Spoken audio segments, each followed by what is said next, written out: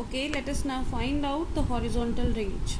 Horizontal range is the distance covered by the object when its point of projection, from its point of projection to the point where it hits the ground. Like here it is from the point of projection where to it hits the ground. We know that distance is given by velocity into time, right?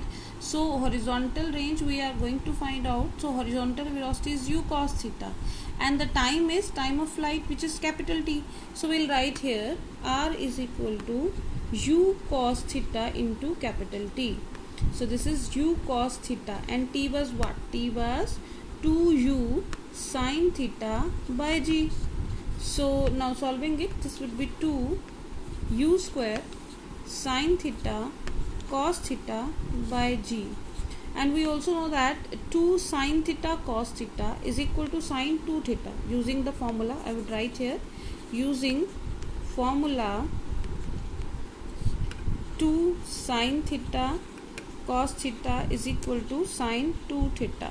So putting this value, we will get 2. This 2 will now remove.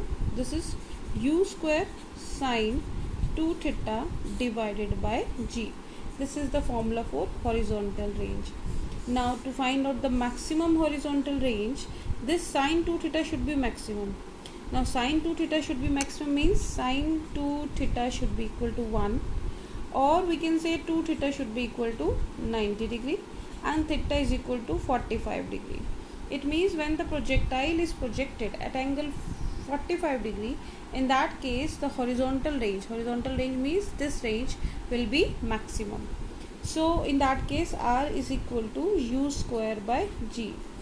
Also there is one important point to be discussed, that there could be two same horizontal range for two different angle of projection. Now let us study what is that. We know that the range is given by u square sin 2 theta by g. Now we know that if we put theta is equal to 90 minus theta, means this theta is replaced by 90 minus theta, then new range r dash will be u square sin of 2. This is 90 minus theta divided by g. So this will be u square sin of 180 minus 2 theta upon g. And also we know that sin 180 minus theta is sin theta.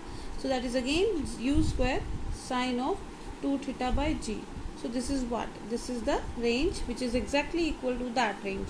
It means if the projectile is projected at angle theta and 90 minus theta, the range will be same. For example, if angle theta is 30 degree, so angle 90 minus theta is 60 degrees. So for these two angles, the range of the projectile to be projected will be same. Now let us find out the velocity of the projectile at any instant of time. Velocity of projectile at any time. At that time t, the particle is at that position p, so its velocity component will be like this. When it is going upward, horizontal range to remain same for everyone, but the vertical velocity will go on changing. Here in this case, the velocity will be, vertical velocity will be downward. Now let us find out the velocity at this point p, right? So we know that vx is equal to ux, because the horizontal velocity will remain same, which is equal to u cos theta. But vy is equal to uy plus ay t. Right? Now here vy is equal to ay is u sin theta, ay is minus g t. Now putting this vx and vy in the resultant velocity formula, which is vx square plus vy square, since these two velocities are perpendicular to each other, so cos 90 is 0. So putting these values, we will get u square cos square theta from this, plus this is u square sin square theta plus g square t square minus 2u sin theta gt. Right? Now in this case, this u square is taken common. So cos square theta plus sin square theta is equal to 1.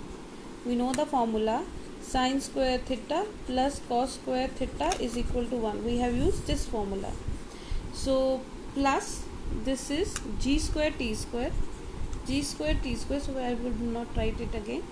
So minus 2u gt sin theta. So this is the resultant velocity for a projectile to be projected at some angle, and if let beta is the angle which the resultant velocity makes with the horizontal, in that case tangent beta is equal to Vy by Vx, and Vy we have just find out, this is u sin theta minus gt, u sin theta minus gt upon u cos theta, u cos theta. So by putting the values we can find out the values of beta.